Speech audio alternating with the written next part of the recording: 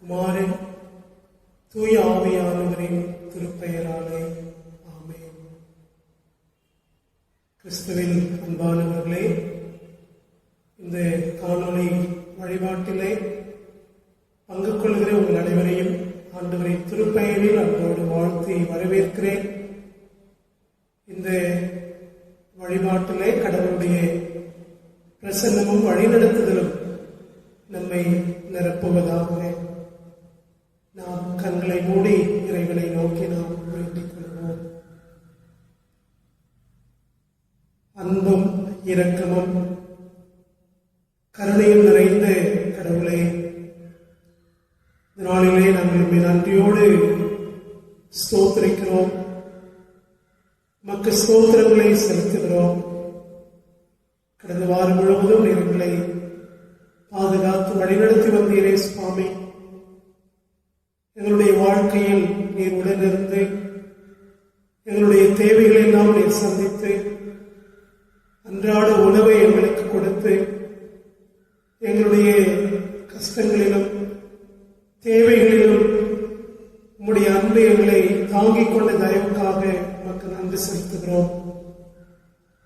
ஆண்டவரே, இந்த வழிபாட்டை ஆசீர்வதியும். இந்த வழிபாட்டிலே நாங்கள் சிந்திக்க இருக்கிற உடைய வார்த்தைகளை எங்களுக்கு நீர் ஆசீர்வதித்து தாரும். உடைய அன்பின் கரங்களில் ஒப்புக் கொடுக்கிறோம். இயேசுவின் வழியை வேண்டுகிறோம் எங்கள் அன்பின் கடவுளே, ஆமென். நம்முடைய தியானத்திற்கு தொடக்கமாக கிறிஸ்துவ பாமாலைகளில் 339 என் மீட்பர் ரத்தம் சிந்தினார், மா நீதியும் சம்பாதித்தார். My hope is built on nothing less. முதல் 2 கவிகளை நாம் முடியுமானால் எழுந்து நின்று குடும்பமாக நாம் சேர்ந்து பாடலாம். பாமாலையில் 339. மீட்பரத்தம் சிந்தினார், மாநீதியும் சம்பாதித்தார். என் சொந்த நீதி வேறுத்தே இயேசுவின் நாமம் நம்புவே. நான் நிற்கும் பாறை கிறிஸ்துதான், வேரஸ்திவாரம் மணல்தான், வேரஸ்திவாரம் மணல்தான். மேகம் அவர் முகத்தை மறைக்கும் காலம் நம்புவே. போதும் போல நம்புவே, மாறாதவர் என்றறிவே. நான் நிற்கும் பாறை கிறிஸ்துதான், வேரஸ்திவாரம் மணல்தான்,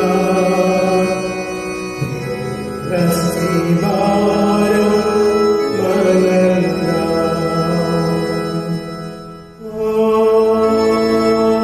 ஆமென்.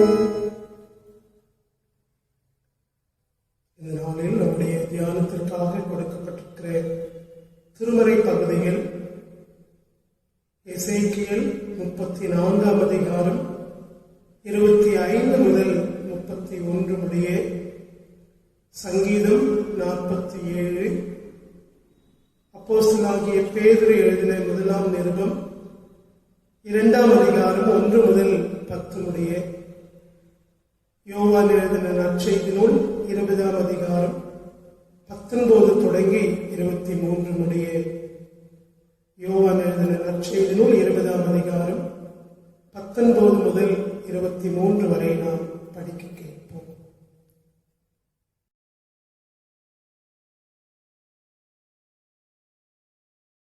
வாரத்தின் முதல் நாளாகிய அன்றைய தினம் சாயங்கால வேளையிலே சீஷர்கள் கூடியிருந்த இடத்தில் யூதர்களுக்கு பயந்ததினால் கதவுகள் பூட்டியிருக்கையில் இயேசு வந்து நடுவே நின்று, உங்களுக்கு சமாதானம் என்றார். அவர் இப்படி சொல்லி தம்முடைய கைகளையும் விலாவையும் அவர்களுக்கு காண்பித்தார். சீஷர்கள் கர்த்தரை கண்டு சந்தோஷப்பட்டார்கள். இயேசு மறுபடியும் அவர்களை நோக்கி, உங்களுக்கு சமாதானம் உண்டாவதாக. பிதா என்னை அனுப்பினது போல நானும் உங்களை அனுப்புகிறேன் என்று சொல்லி அவர்கள் மேல் ஊதி பரிசுத்த ஆவியை பெற்றுக்கொள்ளுங்கள். எவர்களுடைய பாவங்களை மன்னிக்கிறீர்களோ அவைகள் அவர்களுக்கு மன்னிக்கப்படும். எவர்களுடைய பாவங்களை மன்னியாதிருக்கிறீர்களோ அவைகள் அவர்களுக்கு மன்னிக்கப்படாதிருக்கும் என்றார். கிறிஸ்துவின் அன்பானவர்களே, மீண்டுமாக உங்கள் அனைவருக்கும் அன்பின் ஸ்தோத்திரங்களை தெரிவித்துக் கொள்கிறேன். திருச்சபை குடும்பங்கள், அருமையான மாணவ பிள்ளைகள், சிறு பிள்ளைகள், உங்கள் அனைவருக்கும் வாழ்த்துக்களை அன்போடு கூட தெரிவித்துக் கொள்கிறேன். இந்த நாளிலே நாம் தியானிப்பதற்காக திருச்சபை நமக்கு கொடுத்திருக்கிற தலைப்பு, அருட்பணியின் வெளிப்பாடாய் விளங்கிட கிறிஸ்துவின் அழைப்பு. அருட்பணியின் வெளிப்பாடாக விளங்கிட கிறிஸ்துவின் அழைப்பு. இந்த நாளிலே மீண்டுமாக நாம் கிறிஸ்துவின் அழைப்பை குறித்து நாம் சிந்திக்கிறோம். கிறிஸ்து நம்மை அழைத்ததின் நோக்கம் என்ன? நாம் அருட்பணியின் வெளிப்பாடாக அமைய வேண்டும். நம்முடைய வாழ்வும் செயல்களும், திருச்சபையின் வாழ்வும் திருச்சபையின் ஊழியரும் அருட்பணியின் வெளிப்பாடாக விளங்க வேண்டும். இந்த அழைப்பு எளிமையானதா என்று நாம் சிந்திக்கின்ற பொழுது, நிச்சயமாக இது எளிமையான ஒரு அழைப்பு அல்ல. நம்மை கிறிஸ்துவுக்குள் அர்ப்பணித்து அந்த அர்ப்பணிப்போடு வாழுகின்ற பொழுதுதான் நம்முடைய வாழ்வும் செயல்களும் அருட்பணியின் வெளிப்பாடாக அமைய முடியும். நம்முடைய கிறிஸ்துவ நிறுவனங்களிலே, குறிப்பாக கல்லூரிகளில், மருத்துவமனைகளில் நாம் செல்லுகின்ற பொழுது மிஷன் ஸ்டேட்மெண்ட் என்பதை நாம் பார்ப்போம். இதுதான் எங்களுடைய மிஷன் ஸ்டேட்மெண்ட். இந்த கல்லூரியோ அல்லது மருத்துவமனையோ இதைதான் செய்ய போகிறது, இதைதான் திருப்பணியாக செய்ய ஏற்றுக்கொண்டிருக்கிறது என்பதை நாம் பார்க்க முடியும். நம்முடைய பேராய பாடல்களும் கூட இலகும் விவிலியம் அடிப்படையே, அதன் நெறிப்படையே, கற்ற முறைப்படையே. திருச்சபை திருமறையின் அடிப்படையிலே வாழும் என்பது அந்த பாடல் வரிகளிலே நாம் பார்க்கிறோம். ஊழியம், திருப்பணி, தூதுப்பணி, அருட்பணி என்றெல்லாம் நாம் சொல்லுகிறோம். இந்த நாளிலே நாம் குடும்பமாக இந்த தியான பொருளை சிந்தித்து தொடர்ந்து நம்முடைய இல்லங்களிலே வாலிப பிள்ளைகளாக அருட்பணி என்பதின் பொருள் என்ன, அருட்பணியை நாம் செய்கின்றோமா என்கின்ற கேள்விகளை நாம் எழுப்பி சிந்திப்பது நமக்கு உதவியாக இருக்கும். நம்முடைய வாழ்வையும் செயல்களையும் செழுமைப்படுத்திக் கொள்வதற்கு நம்முடைய சிந்தனைகள் உதவியாக இருக்கும். நம்முடைய குடும்பங்களிலே அதை குறித்து நீங்கள் தொடர்ந்து சிந்திக்கும்படியாக அன்போடு கூட கேட்டுக்கொள்கிறேன். இன்றைக்கு கொடுக்கப்பட்டிருக்கிற திருமறை பாடங்களிலே 2 பகுதிகளாக நாம் சிந்திக்க இருக்கிறோம். முதலாவது, அருட்பணி என்பதின் பொருள் என்ன? இரண்டாவது, திருச்சபையாகிய நமக்கு கடவுள் அருட்பணியிலே தந்திருக்கிற அழைப்பு, அந்த அழைப்பை நாம் எவ்வாறு செயல்படுத்துகிறோம் என்பதை இந்த நாளிலே நாம் சிந்திக்க இருக்கின்றோம். முதலாவது, எசேக்கியேல் 34ஆம் அதிகாரம் இன்றைக்கு படிக்க கொடுக்கப்பட்டிருக்கிற பகுதி எசேக்கியேல் 34ஆம் அதிகாரம் 25 முதல் 31 வரை வருகின்ற பகுதியை நாம் எடுத்து வைத்துக் கொள்வோம். இந்த திருமறை பகுதியிலே அருட்பணி என்பது கடவுளின் நீதியில் வெளிப்படுகிற வாழ்வு. அருட்பணி என்பது கடவுள் நீதியுள்ளவராக இருக்கிறார். அந்த நீதியுள்ள கடவுள் தம்முடைய வாழ்வை தம்முடைய படைப்போடு பகிர்ந்து கொள்கிறார் என்பதை நாம் பார்க்க முடியும். எசேக்கியேல் 34ஆம் அதிகாரம் முழுவதுமாக நாம் படிக்கின்ற பொழுது ஒரு செய்தியை மையமாக நாம் பார்க்க முடியும். கடவுள் தன்னை தன்னுடைய மக்களுக்கு மேய்ப்பனாக ஒப்புக் கொடுக்கிறார். நானே அவர்களுக்கு மேய்ப்பனாக இருப்பேன். 34ஆம் அதிகாரம் 11வது வசனத்திலே நானே என் மந்தையை தேடி சென்று பேணி காப்பேன். கர்த்தர் மேய்ப்பராய் இருக்கிறார் என்று தாவீது சொல்லுகிறாரே, இங்கு கடவுள் தம்மை ஒரு மேய்ப்பனாக செயல்படுகிறார், செயல்படுவேன் என்று சொல்லுகிறதை நாம் பார்க்க முடியும். ஏன் இதை கடவுள் சொல்லுகிறார் என்று சொன்னால், தம்முடைய மக்களுக்கு மேய்ப்பனாக இருந்தவர்கள், அவர்கள் ஒருவேளை அரசர்களாக இருக்கலாம், தீர்க்கதரிசிகளாக இருக்கலாம், ஆசாரியர்களாக இருக்கலாம். தம்முடைய மக்களுக்கு மேய்ப்பனாக இருந்தவர்கள் அந்த மேய்ப்பு பணியை செய்யவில்லை. எசேக்கியேல் 34ஆம் அதிகாரம் 4வது வசனத்தை என்னோடு கவனியுங்கள்.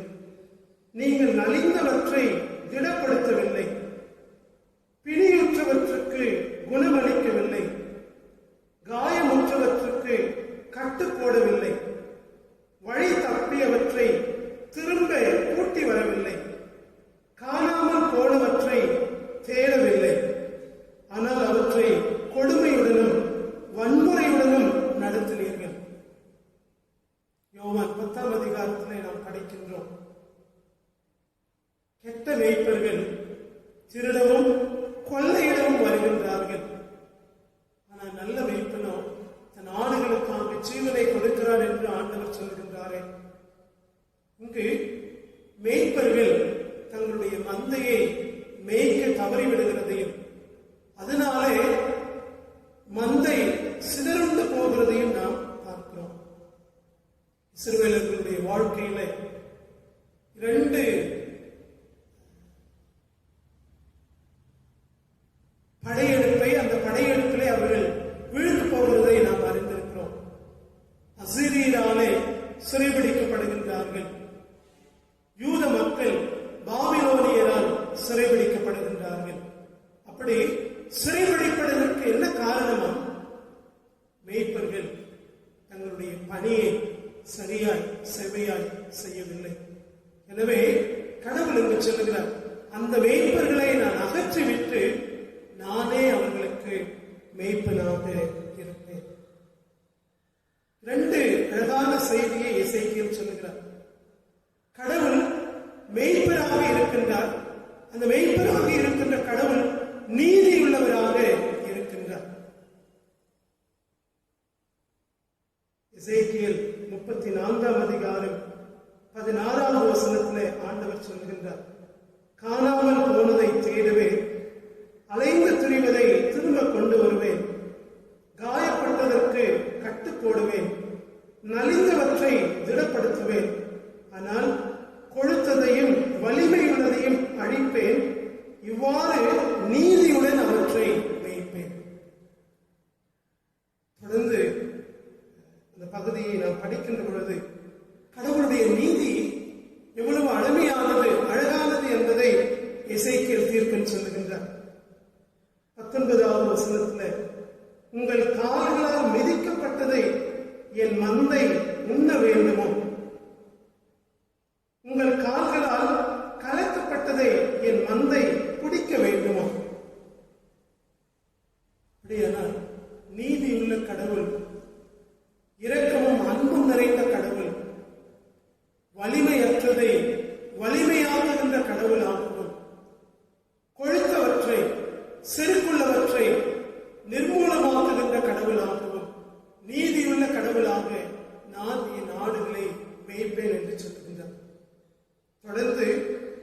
23வது 24வது வசனத்துல நீதியுள்ள கடவுள் தாவீதை அவர்களுக்கு ஒரே ஆயனாக ஏற்படுத்தினார். தாவீது அந்த நீதியுள்ள கடவுளின் மேய்ப்பு பணியை அவர் செய்வார் என்கின்ற செய்தியை இந்த பகுதியிலே நாம் பார்க்கிறோம். அதன் தொடர்ச்சியாக தான் இன்றைக்கு நமக்கு கொடுக்கப்பட்டிருக்கிற பகுதி 25 முதல் 31 வரை வருகின்ற பகுதியிலே, அந்த பகுதியிலே கடவுள் மேய்ப்பனாக இருந்து தம்முடைய மந்தைக்கு தருகின்ற எண்ணற்ற ஆசீர்வாதங்களை அந்த பகுதியிலே சொல்லுகிறார். 25 31 வரை நாம் படிக்கின்ற பொழுது, காட்டு விலங்குகளை வெளியேற்றுவேன், பாதுகாப்பாய் காடுகளில் உறங்கும், சுற்றிய இடங்களை ஆசையாக கொடுப்பேன், மழையை வரச் செய்வேன், அவர்கள் ஆசை மழையாக இருப்பார், மரங்கள் கனி கொடுக்கும், நிலவோ விளைச்சல் தரும், பாதுகாப்பாக இருப்பார்கள். அது மாத்திரமல்லாமல் அவர்களுடைய தலைகளை தகர்த்து அடிமைப்படுத்தினவருடைய கையிலிருந்து நான் விடுவிப்பேன். அப்படி விடுவிப்பதன் மூலமாக கடவுள் என்பதை அறிந்து கொள்வார்கள். இனி அவர்கள் கொள்ளை பொருளாக இருக்க மாட்டார்கள், இழி சொல்லை சுமக்க மாட்டார்கள். இத்தகைய ஆசீர்வாதங்களை நீதியுள்ள கடவுளாகிய மேய்ப்பன் நம்முடைய மந்தைக்கு தருவதாக இந்த பகுதியிலே நாம் பார்க்கிறோம். கடவுள் தருகின்ற ஆசீர்வாதங்கள், இதுல மிக குறிப்பாக 2 காரியங்களை நாம் பார்க்கிறோம். அவர்கள் கொள்ளை பொருளாக இருக்க மாட்டார்கள், இனி இழி சொல்லை சுமக்க மாட்டார்கள். இப்படி கடவுள் தருகிற ஆசீர்வாதங்களை தொடர்ந்து 30வது வசனத்தில் அவர் கடவுள் சொல்லுகிறார். இப்படி இத்தகைய ஆசீர்வாதங்களை கொடுப்பதினாலே நான் அவர்களோடு கூட இருக்கிறேன் என்பதை கடவுள் வெளிப்படுத்துகின்றார். நான் அவர்களோடு கூட இருக்கிறேன் என்பதை அவர்கள் அறிந்து கொள்வார்கள். அது மாத்திரமில்லாமல் இஸ்ரவேல் குடும்பத்தாரை என்னுடைய மக்களாக நான் ஏற்றுக்கொள்வேன். யாத்திராகமம் 19ஆம் அதிகாரம் 5-6 வசனங்களிலே கட்டளைகளை கொடுக்கின்ற பொழுது கடவுள் சொல்லுகின்றார், என்னுடைய கட்டளைகளை நீங்கள் கடைபிடித்து வாழுகின்ற பொழுது இந்த உலகத்தில் இருக்கிற எல்லா நாடுகள், எல்லா மக்களினங்கள் அவர்களிலிருந்து உங்களை தெரிந்து கொண்டு உங்களை என்னுடைய மக்களாக நான் ஏற்படுத்துவேன். அதே உடன்படிக்கையை கடவுள் இங்கு புதுப்பிக்கிறதை நாம் பார்க்கிறோம். கடவுளுடைய அன்பு, கடவுளுடைய இரக்கம், கடவுளுடைய மீட்பு, கடவுள் தருகின்ற வாழ்வு, தன்னுடைய மக்களுக்கு, தன்னுடைய மந்தைக்கு தானே மேய்ப்பனாக இருந்து நான் அவர்களோடு கூட இருப்பேன் என்று கடவுள் சொல்கிறார். நாம் வாழ்கிற இந்த காலங்கள் மிக மிக கொடிய காலங்களாக இருக்கிறது என்பதை அறிந்திருக்கிறோம். இறப்பு என்பது சாதாரணமாக மாறிவிட்டது.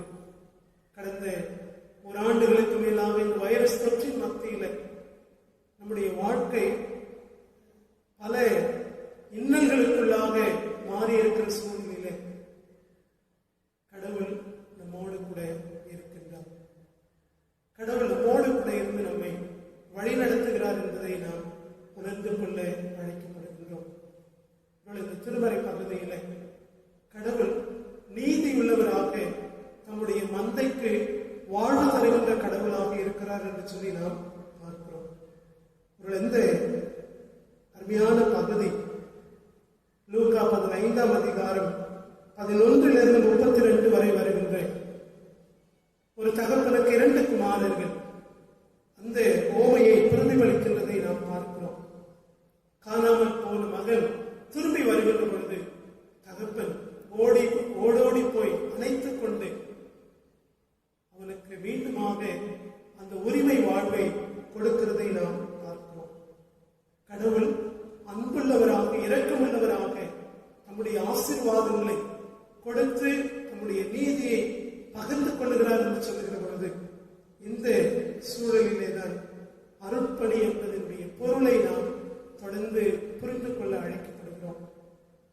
கடவுள் நீதியுள்ளவராக இருக்கிறார் என்பதை நாம் ஏற்று அந்த நீதியை மக்களுக்கு கொடுக்கின்ற கடவுளின் அன்பை பகிர்ந்து கொள்கிறதிலே தான் அருட்பணி முழுமை பெறுகிறது என்பதை நாம் இந்த நாளிலே உணர்ந்து கொள்ள அழைக்கப்படுகின்றோம். இரண்டாவது, இன்றைக்கு நாம் படிக்க கொடுக்கப்பட்டிருக்கிற திருமறை பகுதி 1 பேதுரு 2 அதிகாரம் 1 முதல் 10 வரை வருகின்ற பகுதி.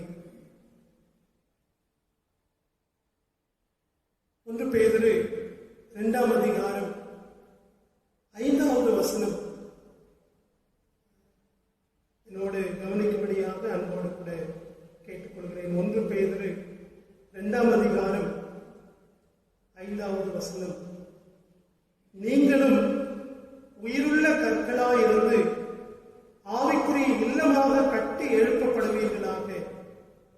இயேசு கிறிஸ்துவின் வழியாக கடவுளுக்கு உகந்த ஆவிக்குரிய பலிகளை படைக்கும் தூய குருக்களின் கூட்டமாகவும் இருப்பீர்களாக. கிறிஸ்துவ வாழ்வை குறித்து அப்போஸ்தலனாகிய பேதுரு சொல்லுகின்றார்.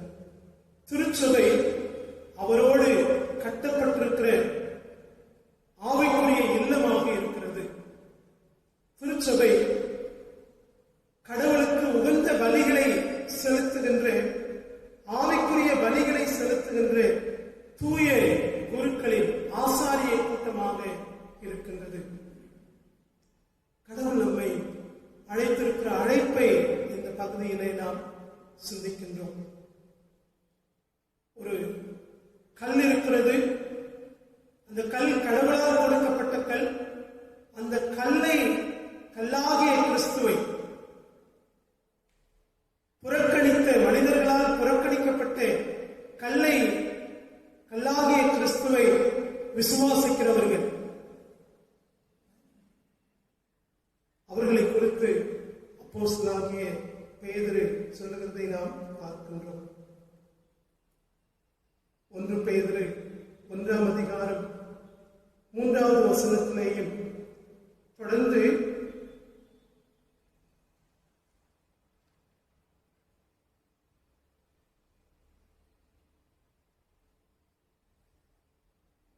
இருபத்தி 23வது வசனத்திலேயும் 23வது வசனத்திலேயும் நாம் பார்க்கிறோம். கிறிஸ்துவின் வழியாக நாம் புதிய பிறப்பாக கடவுள் நம்மை ஏற்றுக்கொண்டிருக்கிறார். கிறிஸ்துவின் வழியாக நமக்கு கிடைக்கப்பட்டிருக்கிற கிருபை என்பதை இந்த திருமறை பகுதியிலே பார்க்கிறோம். கிறிஸ்துவிலே நம்பிக்கை கொண்டு நாம் கடவுளுக்கு உகந்த பலியை செலுத்தக்கூடிய வாழ்க்கையை நாம் வாழ வேண்டும் என்று பேதுரு குறிப்பிடுகிறதை நாம் பார்க்கிறோம். அதனைத் தொடர்ந்துதான் அப்போஸ்தலனாகிய பேதுரு 9வது வசனத்திலே சொல்லுகின்றார். நீங்கள் தேர்ந்தெடுக்கப்பட்ட வழிமரபினர், அரச குருக்களின் கூட்டத்தினர், தூய மக்கள் இனத்தினர், அவரது உரிமை சொத்தான மக்கள்.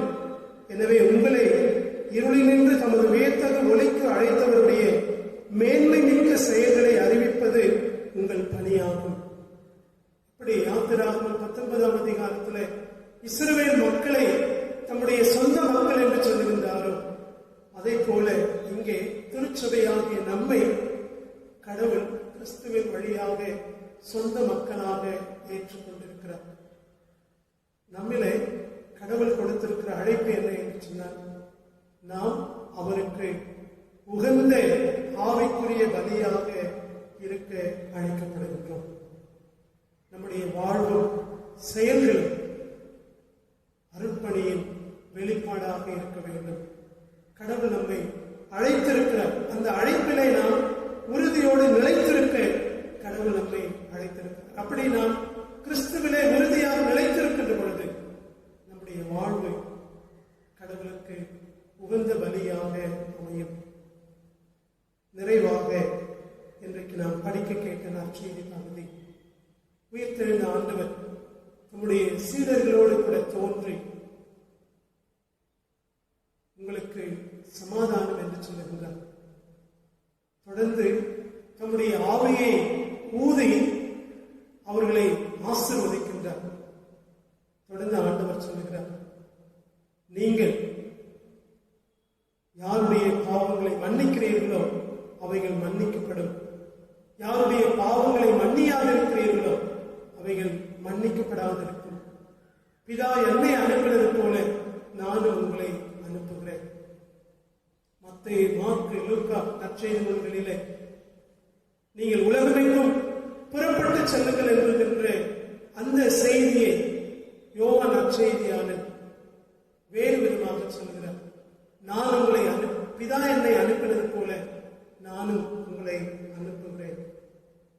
அப்படி அனுப்புகின்ற பொழுது கடவுள் கொடுக்கின்ற அதிகாரம், யாரை மன்னிக்கிறீர்களோ அவைகள் அவர்களுக்கு மன்னிக்கப்படும். இது ஒரு விசேஷித்த அழைப்பை அல்லது கிருபையை நாம் பார்க்கிறோம். இந்த உலகத்திலே நாம் கிறிஸ்துவின் பிரதிநிதிகளாக இருக்கின்றோம், கிறிஸ்துவினுடைய சார்பாளராக இருக்கின்றோம். அவருடைய இறையரசை இந்த மண்ணிலே கட்டுகின்ற, அவருடைய இறையரசை இந்த மண்ணிலே கட்டி எழுப்புகின்ற, ஒரு புதிய சமுதாயத்தை உருவாக்குகின்ற அவருடைய பிரஜைகளாக நாம் இந்த உலகத்திலே அனுப்பப்பட்டிருக்கிறோம் என்பதை இந்த திருமறை பகுதி நமக்கு எடுத்து காட்டுகிறது. கிறிஸ்துவின் அன்பானவர்களை, இன்றைக்கு நாம் 3 திருமறை பகுதிகளை பார்த்திருக்கின்றோம். 1 எசேக்கியேல், கடவுள் நீதி உள்ளவராக தம்முடைய மக்களோடு கூட உடனிருக்கின்றார். நம்முடைய மக்களோடு உடனிருந்து அவர்களுக்கு வாழ்வு தருகின்றார். அந்த வாழ்வுதான் அருட்பணியின் மையமாக மாறுகிறது. அப்போஸ்தலனாகிய பேதுரு, கிறிஸ்துவிலே நாம் கடவுளுடைய மக்களாக அழைக்கப்பட்டிருக்கிறோம். இப்படி கடவுளுடைய மக்களாக அழைக்கப்பட்டிருக்கிற நாம் அவருக்கு உகந்த பலியாக இருக்க வேண்டும், ஆவிக்குரிய பலியாக இருக்க வேண்டும். நிறைவாக யோவான் நற்செய்திகளிலே பிதா என்னை அனுப்பினது போல நானும் உங்களை அனுப்புகிறேன். திருச்சபையாகிய நம்மை கடவுள் இந்த உலகத்திற்கு அனுப்பியிருக்கின்றார்.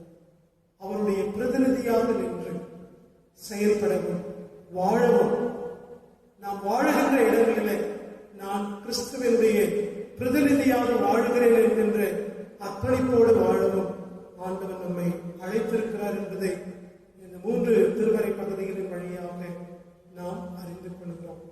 அதற்கு நம்மை ஒப்புக் கொடுப்போம். கீர்த்தனைகளிலே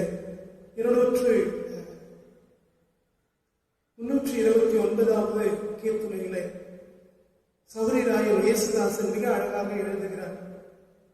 எல்லாம் துறந்து யானும் நல்லாவை கொண்டுழைக்க வல்லா ஊனின் சிலுவை அல்லால் வேறு வழி உண்டோ. சிலுவைதான் அருட்பணியின் வழியாக இருக்கிறது. தூய ஆவியானவரின் பலத்தோடு இந்த சிலுவையை நாம் எடுத்து காட்டவும் நம்மை அர்ப்பணிப்போம். ஆண்டவர் நாமே நம்மோடு கூட இருந்து நம்மை ஆசீர்வதித்து வழிநடத்துவாராக. கடந்த வாரத்திலே நம்முடைய திருச்சபையிலே அருமையான திரு வி. மோகன்ராஜ் ஐயா அவருடைய சகோதரர் திரு சம்பத்ராஜ் ஐயா அவர்கள் கர்த்தருக்குள் நித்திரையடைந்திருக்கிறார்கள் என்பதை மிகுந்த வருத்தத்தோடு உங்களோடு பகிர்ந்து கொள்கிறேன். அவருடைய துணைவியார் ஓய்வு பெற்ற செவிலியராக இருக்கின்றார்கள். அவர்களுக்காய், அவருடைய குடும்பத்திற்காய் ஜெபித்துக் கொள்ளும்படி அன்போடு கூட கேட்டுக்கொள்கிறேன். தொடர்ந்து நாம் குடும்ப ஜெபங்களிலே நம்முடைய இந்திய தேசத்துக்காக, மருத்துவர்கள், செவிலியர்களுக்காக தொடர்ந்து நாம் ஜெபிப்போம். ஒரு அசாதாரண சூழலிலே வாழ்ந்து கொண்டிருக்கிறோம். நாம் தொடர்ந்து திருச்சபையாக ஜெபிப்பதன் மூலமாக ஆண்டவருடைய அந்த இரக்கம், கருணை நம்முடைய இந்திய தேசத்தை சந்திப்பதற்கு, இந்த சூழலிலே ஆண்டவர் நம்மோடு கூட இருந்து வழிநடத்துவதற்கு நம்முடைய ஜெபங்கள் மிக பயனுள்ளதாக இருக்கும். நம்முடைய குடும்ப ஜெபங்களிலே தொடர்ந்து நாம் ஜெபிக்க அன்போடு கூட கேட்டுக்கொள்கிறேன். ஜெபம் செய்வோம். நம்முடைய இல்லங்களிலே நம் கரங்கள் படியிட்டு ஆண்டவரை நோக்கி நாம் ஜெபிப்போம். எங்களை அன்போடு நேசிக்கிற எங்கள் நல்ல ஆண்டவரே, இந்த நாளிலே நாங்கள் நன்றியோடு ஸ்தோத்திரிக்கிறோம். உடைய வார்த்தைகளை தியானிக்க பாராட்டின கிருபைகளுக்காக நமக்கு ஸ்தோத்திரம். நீர் மேய்ப்பராக இருந்து வாழ்வுக்குரிய எல்லா ஆசீர்வாதங்களையும் நீர் தருகின்றேன். நான் உங்களோடு கூட உடனே இருக்கிறேன் என்பதை அறிந்து கொள்வீர்கள் என்று ஏசாயா புத்தகத்திலே, எசேக்கியேல் புத்தகத்திலே இன்றைக்கு நாங்கள் தியானித்த சுவாமி, உலக காலங்களிலே நீ தொடர்ந்து எங்களோடு இருப்பதற்காக நமக்கு ஸ்தோத்திரம். இந்த உலகத்தோடு, உலகத்தில் இருக்கிற எல்லா படைப்புகளோடு நீ உடன் இருப்பதற்காக உண்மை ஸ்தோத்திரிக்கிறோம் சுவாமி. ஆண்டவரே, நன்றியோடு துதிக்கிறோம், ஸ்தோத்திரிக்கிறோம். எங்களுக்கு கொடுக்கப்பட்டிருக்கிற அழைப்பை எங்களுடைய வாழ்க்கையிலே நாங்கள் தொடர்ந்து வெளிப்படுத்த உமது அருளையும் பலத்தையும் நீ தாரும்.